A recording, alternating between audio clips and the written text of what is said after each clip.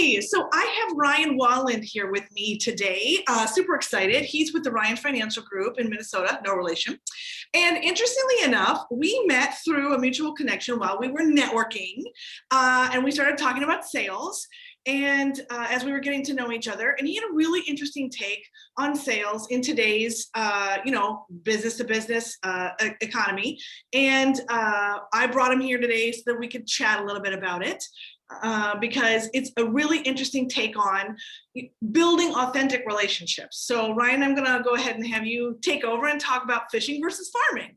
Sure. Thanks, Lisa. And it's actually a tagline I keep in my LinkedIn, but I think good people meeting good people makes good things happen, right? And that's kind of the way I operate. And I'm a big outdoors guy, so I think this analogy holds true, that I love to go fishing, right? It's one of my favorite things to do. Minnesota fishing opener was last weekend, right? Got out with my sons, had a good time. But I think far too often people focus on selling like they're fishing, right? So they're out there, they're trolling around, they're hoping something might bite. Maybe they get a little specific, right? Maybe they pick the right lure, or they're in the right spot, but really at the end of the day, they're hoping to catch one fish and they're kind of hoping something might bite. So I'm actually a former practicing attorney, and then I left for the role of at a firm where I did commercial insurance and risk management. And now I work for a firm where I help lead our 401k advisory team. And so my life has basically been, from a professional standpoint, strategic selling and relationship-based selling. And so a while back, I realized I needed to take a farming approach instead of a fishing approach. So forget the cold calling, forget the hoping something may bite, forget the, hey, I got a chance here, but they really see me as nothing more than a vendor because all I did was focus on that one opportunity, that one fish I caught on my lure. Right. And instead, I want to be a farmer. I want to be someone that cultivates things. I want to be someone that cultivates relationships. Someone who focuses on what can I do for you and has a long-term vision of, if I help plant enough seeds in the ground and make sure they get watered and fertilized and all these other things, use every farming analogy you want. But if I take a long-term view and just the focus of how can I help, and things grow and you're going to get a chance to harvest. And I don't always know where I'm going to harvest and from what, but I know if I do enough of it, if I plant enough seeds, then I'm going to have the opportunity to win business. And at the end of the day, people like working with people they like. They like buying from people they connect with.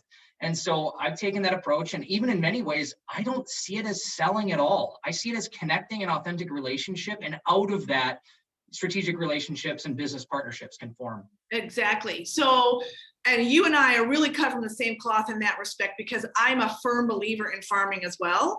I think what's so hard for people who are in a sales position, especially if maybe they're not as experienced as you and I are, with a little bit of build some grit there, is this idea that, I have a quota, or, I have numbers I have to meet, and that deadline and that sense of urgency. And I think sometimes that drives this idea of fishing versus farming. So if you had to answer a question about how do you combat that other than just experience, and understanding how things kind of ebb and flow in sales, what would you say? So actually, I remember a mentor of mine once talking about the fact that people know if you're gripping the bat too tight. Like, they know if you need this deal, and you don't ever want to be in that spot. Desperation doesn't inspire confidence. True. So it's really taking that step back and realizing like there's going to be more opportunities, and having the faith, basically, like a farmer does, right? The faith of, if I pour into this, if I pour into relationship, things are going to come out of it, but I may not always know exactly what, when I'm in the moment. So yes, I mean, if you work for Dunder Mifflin and you got to sell 10,000 reams of paper a quarter, I understand feeling that pressure. Right. And it takes time. I don't care what you sell. Building a network and relationship-based selling takes time, right? But ultimately, it's going to produce in the long run. So instead of focusing on what do I need out of this deal, focus on what can I bring to the table to help this client prospect connection. And long term, that is going to pay off. There's no question that it takes time, and there are moments where I want to win a deal as bad as anyone. But with the right long-term view, I think it's a much, frankly, it's a much less stressful way to be in the sales world. But then also, it's the opportunity to really win business as a partner, and that's the kind of business that's going to stay anyway.